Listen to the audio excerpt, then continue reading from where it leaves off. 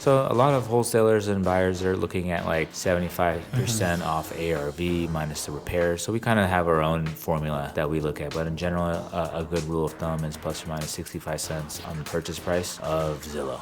Just knowing you for a while, you're definitely very analytical and you're thinking about KPIs and what kind of things are you checking for in a deal in terms of like how you evaluate if it's a good deal or not?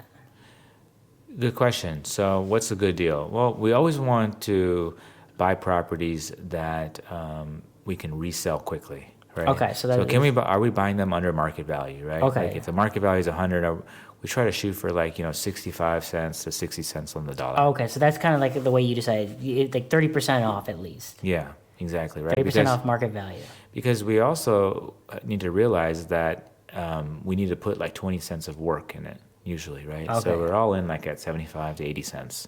Okay, so you know that you're going to put another 20% towards the work itself.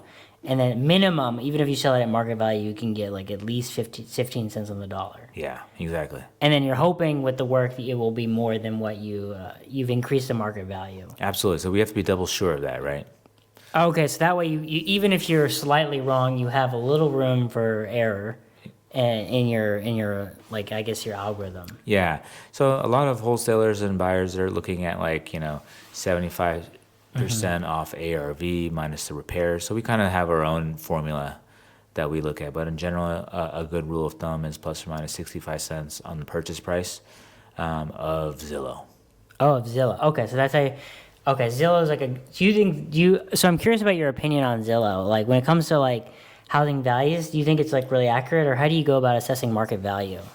In general, like if I'm talking to you and you're a seller, right, and you say you want the house for $100,000, you want $100,000 for it, I look to see is that house probably like on Zillow worth like 170 or whatever the percentage is.